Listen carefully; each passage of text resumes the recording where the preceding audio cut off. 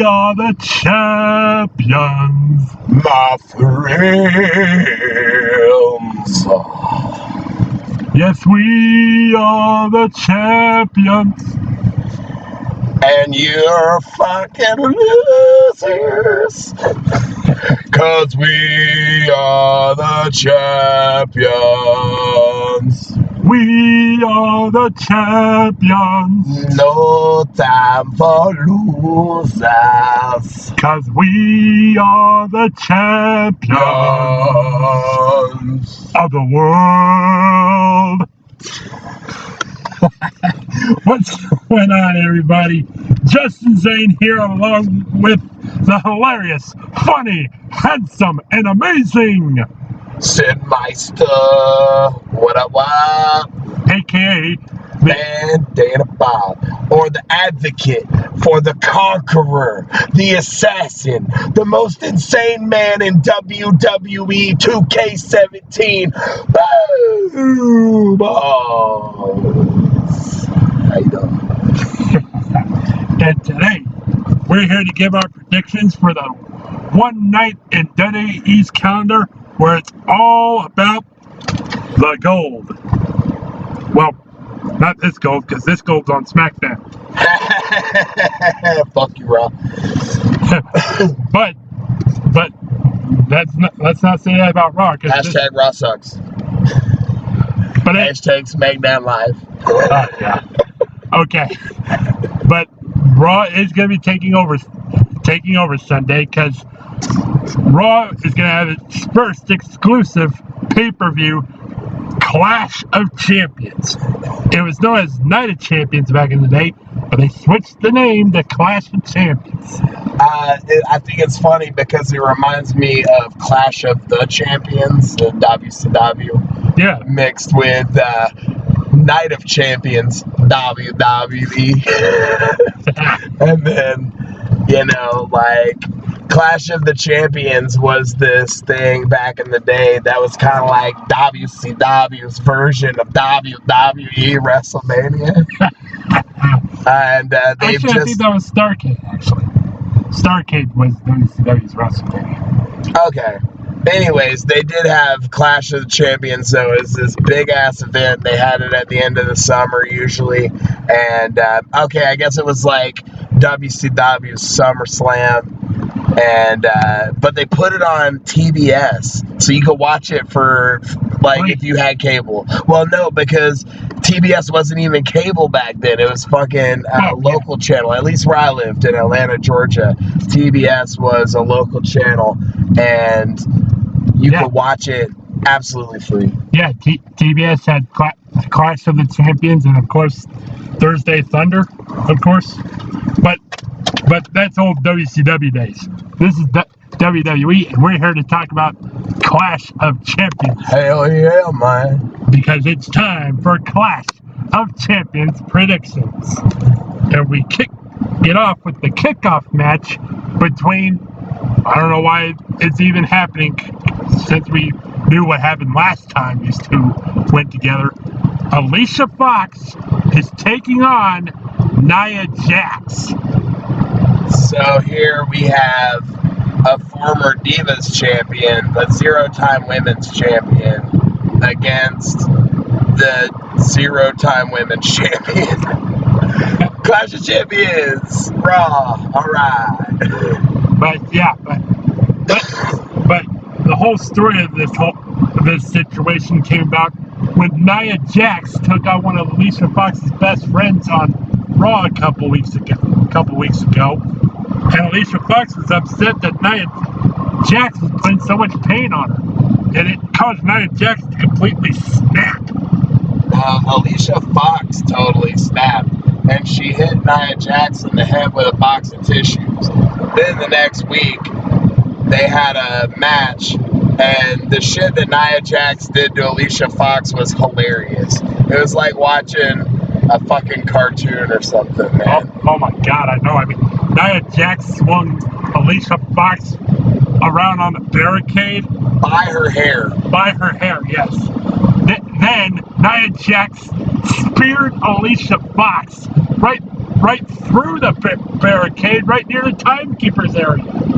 Yeah, I mean, it was kind of cool because it's not often that you see like OMG spots like that in women's matches. I mean, they're getting to where there's definitely like more in-ring, like technical awesome stuff, but as far as like the hardcore shit goes, they don't really touch it. But this is like, we're starting to see that now in WWE and WCPW. It's like women are gonna start really getting hardcore with shit, and you're gonna see more shit like table spots and stuff like that. But I think Alicia Fox pretty much has a death wish going into this match against Nia Jax. So, I mean, I respect the heck out of Alicia Fox. I love what she's done in the past, but to pick a fight with Nia Jax, a woman who's completely, like, dominated the entire Raw's women roster ever since she came to Raw from the draft, I don't think Alicia Fox stands a chance. I guess they're just starting off the show with just as many squash matches as possible, probably. Yeah. Because that's Raw's thing. They have squash matches now. Yeah, pretty much. I mean, you got Bo Dallas doing squashes. You got Braun Strowman doing squashes. Well, he did face Sin Cara twice. Both times were like pretty much squash matches. Yeah, and Nia Jax doing squash matches. Now Alicia Fox is looking to get mainly, possibly squashed again at Clash of Champions. So I can't really vote for Alicia Fox on this. I'm gonna have to go with Nia Jax. Yeah, Nia Jax, totally, dude. I mean, I don't think Alicia Fox can possibly be the one to stop Nia Jax's domination. But anyway, on to the main card. And the first match on the main card, Sami Zayn versus Chris Jericho. Nice. Now, this is a match. I mean, yeah, neither one of these guys are champions, but they're both former champions. Right. And they're both future champions for sure. Especially Sami Zayn just making his debut in WWE this year in the main roster. The dude just has great matches. Every time that he's at pay-per-view, some of his matches with like Kevin Owens, that like a Battleground with Kevin Owens, man. And then, you know, obviously Y2J, he just has great matches all the time. And he's got more heel heat now, and it's in a much cooler way than he ever did.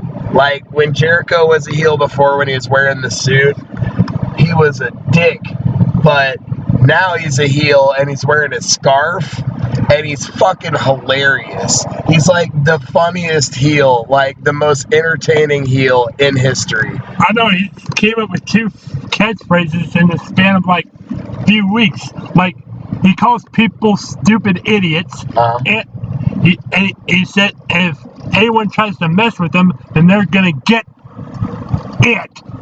Yeah. Then just this past week on Raw, he called Sami Zayn a stupid idiot. It's actually Tom Phillips, and it was 2 weeks ago. But that's all right.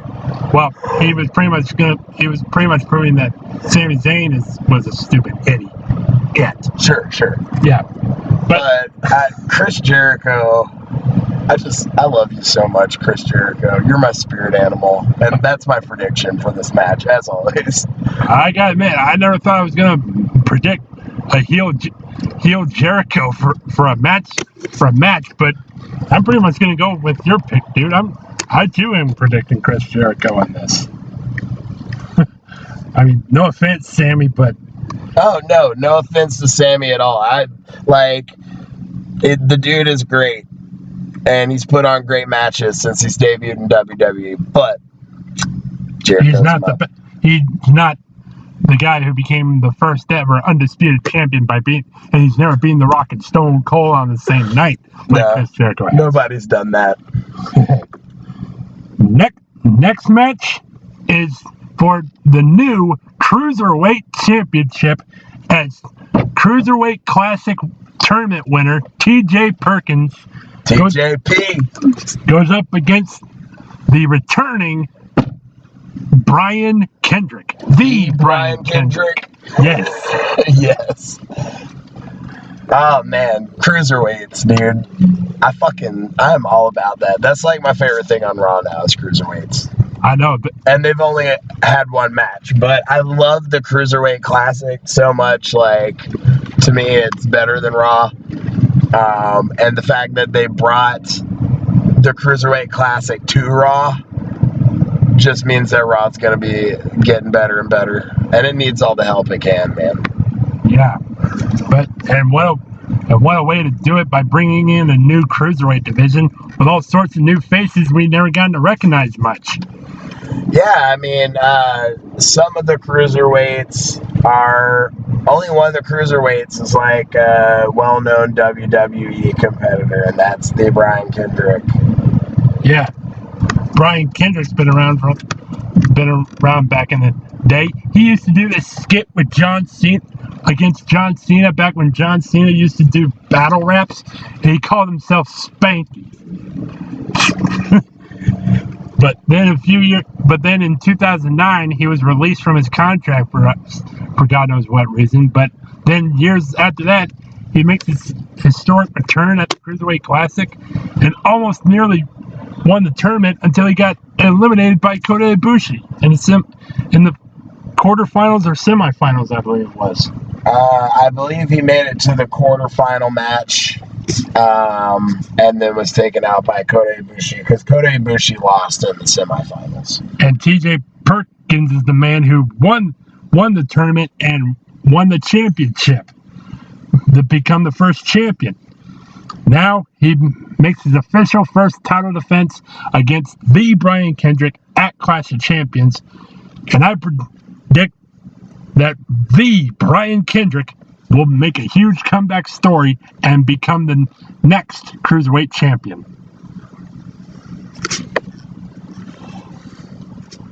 TJP, baby. Yeah. He's going to be champ for a while. And that guy's just got style, dude. And I know he's got style. And he's been pretty much interactive on Twitter. He's been talking to a lot of his fans. And a lot of fans have been asking him questions about all of his favorite matches and stuff. And you know what? I'm just going to do a shameless plug here. You guys can follow TJ Perkins on Twitter at Mega TJP. TJP. I just did. Oh boy. Yeah. New Japan is the shit, dude. So there you go, TJ Perkins. Just did a shameless plug for your Twitter. So now you're going to have more followers. Anyway, the next match is the match that's going to finally put an end to this whole entire rivalry, as Sheamus and Cesaro will compete in their best of 7 series matches, with the score tied 3-3. It all comes down to that match. Didn't I call this like Clash of Champions? It'd be match number 7. I knew it, dude. And this rivalry has been sweet, dude. We've seen a lot of shit in this that we haven't really seen. And I think that no matter who wins at the end of it, Sheamus and Cesaro both look really good. Like, this is a good rivalry, dude. Yeah.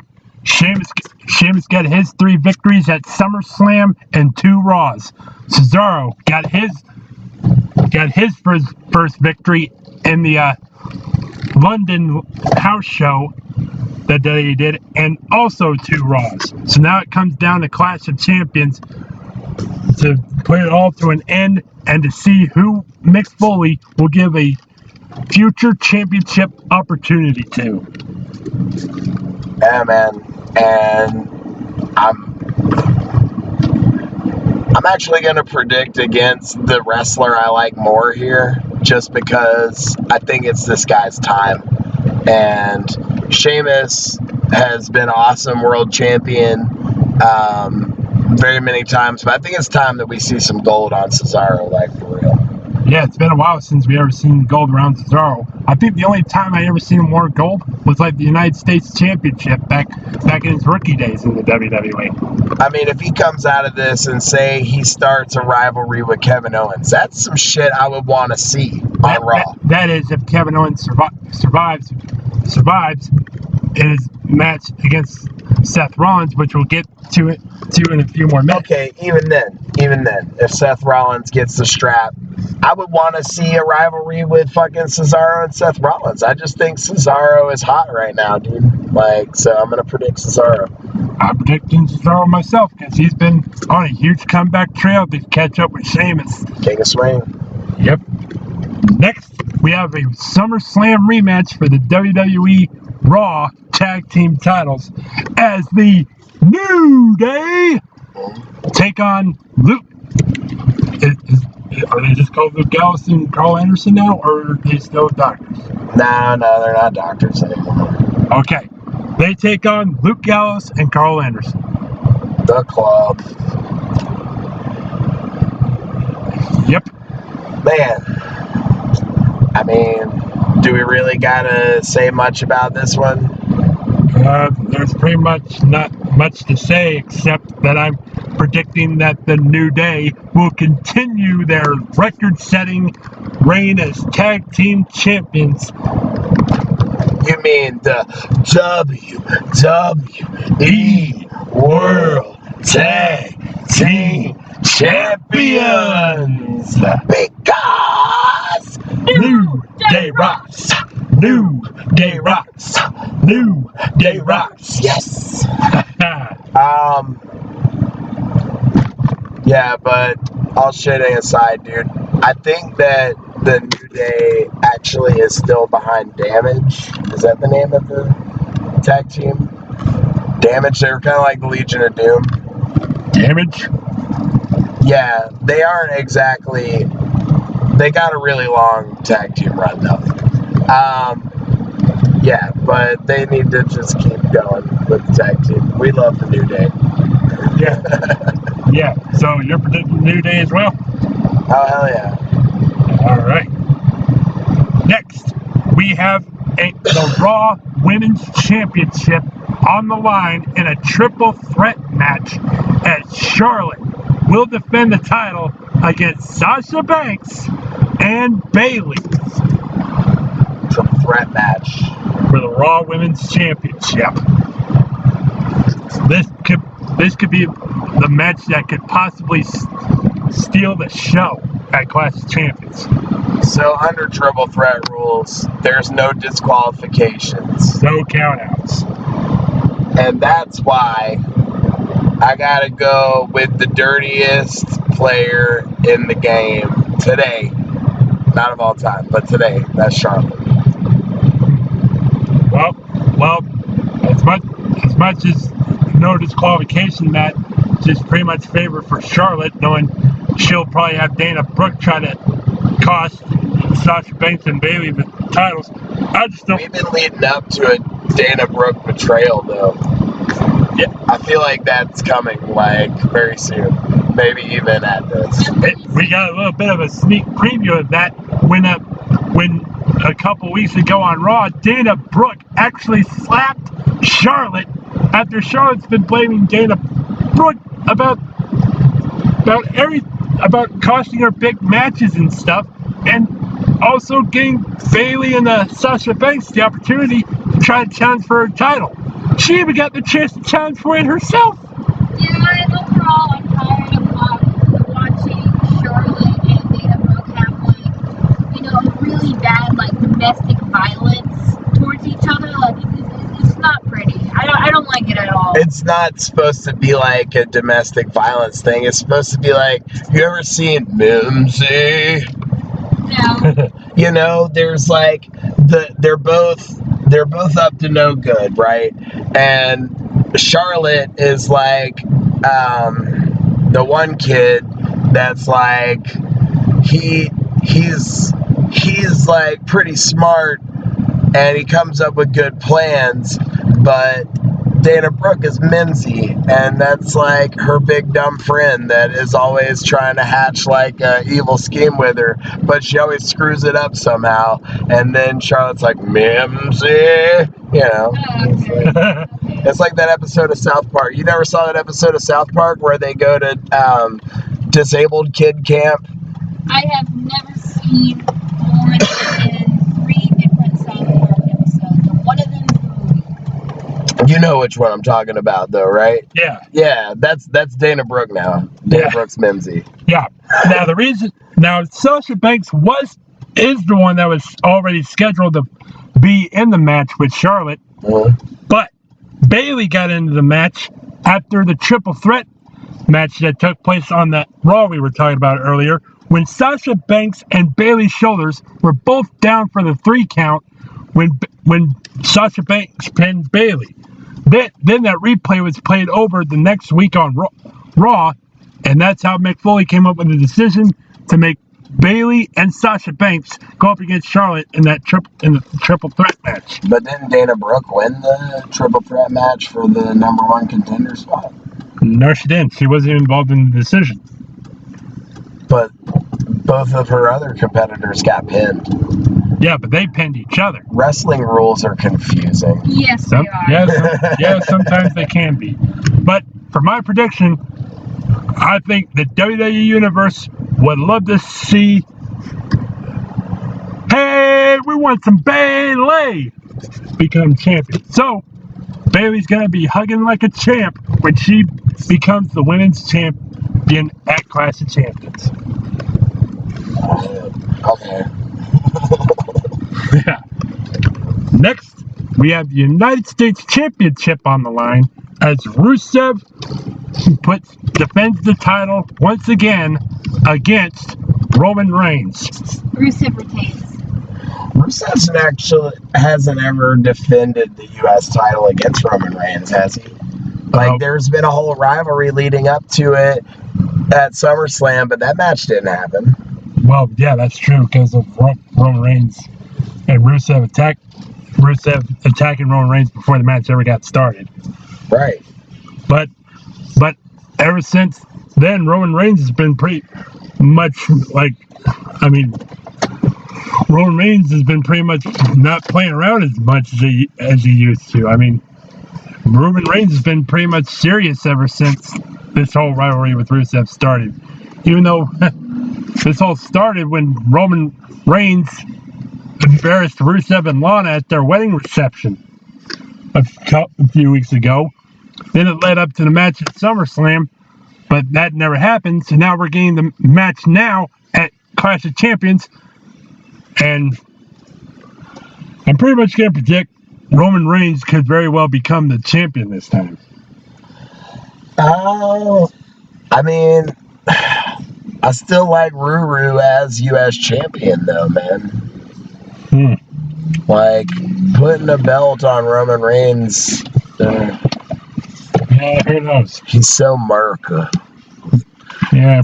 Rusev is an American hero. He is. And the thing is, he's Bulgarian also. So, thank you, Rusev. Yeah, pretty much. Rusev Machka. Rusev Machka.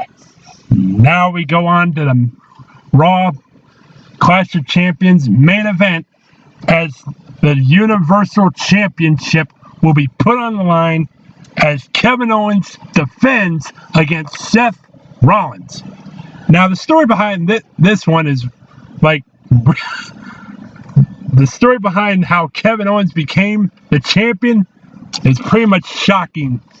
It's not shocking anymore. That shit happened like a month ago, and Triple H hasn't been back ever since. Yeah, not to mention the fact it's just they play it every single time when Raw starts. Right. And Triple H was the main reason, because it all started when... No, we're not telling this story again because there's some bullshit.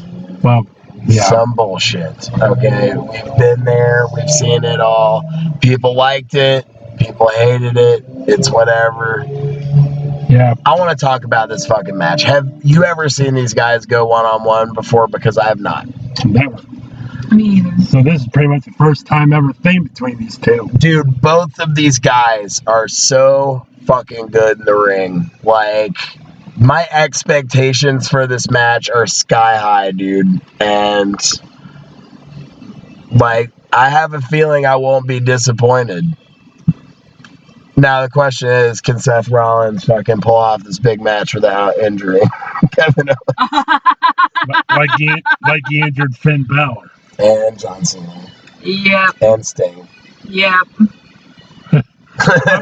Well, I'm pretty sure that Seth Rollins is completely behind us, because after what we just mentioned, Yeah. Seth Rollins is pretty much turned face, so that could pretty much lead to something. Or it could just be the Universal Championship is cursed. So this is like a crazy match situation too, because Seth Rollins is turning babyface, but he's still got heel heat. He's got heel heat with me, man. I ain't buying him as a babyface yet, but he's cool. Like, he's a cool heel, like NWO or some shit. And then you have Kevin Owens, who is a heel who doesn't have heel heat because people just fucking love him so much for some reason. Like, He's the adorable asshole. He's everybody's bae, and it's because he's fucking with Jericho. Like, him and Jericho are huge and white hot right now. Like, and man, honestly, it's hard to call this, so I'm gonna come up with like a bullshit prediction for a bullshit reason. Okay. And that BS prediction would be Seth Rollins wins, so Kevin Owens can focus more on Jericho, which is the only tag team I'd ever want to see beat the New Day. The cranky Canadians have captured the heart of the American public. They have. I don't think that's a BS prediction at all, because that's what I'm predicting. I'm predicting Seth Rollins. I'm predicting too that Seth Rollins could possibly win, but I have a pretty slight bad feeling that one of two things might happen. Either Chris Jericho is going to try to make a save or something, or Triple H will come out from out of nowhere and try to screw over Rollins again. Or he's just going to stay in his ivory tower doing ivory things. But still, I too predict the architect, the man, Seth Rollins, to walk out as the Universal Champion. I mean, the only thing I could say is if fucking Triple H ruins this match, that's pretty much going to send fans home. Like, and SmackDown is the WWE after that. And fucking Raw is bullshit. Except for the cruiserweights. And that's it. Yeah. And if Triple H does interfere, then pretty much Grimm's Toy Show's old catchphrase, "People are going to be PO'd," is going to be a true understatement. Yeah. And ladies and gentlemen, that's our predictions for Clash of Champions, the one night of the year where every Raw championship is on the line. But stick around later on this week, because after Clash of Champions, we're going to move straight into SmackDown's exclusive pay-per-view of No Mercy. No Mercy. And then after that, we will be unboxing something awesome. And you don't get any of it. No, you don't. Oh yes, because like it's 2 days after No Mercy, or 3? 2 days. 2 days after Tuesday after No Mercy. Tuesday after No Mercy, we're gonna have a huge unboxing for something that we all been waiting for. So stick around for that. Yeah. But for now, that's our Clash of Champions predictions. And as always, we will see you in the next video. Bye-bye.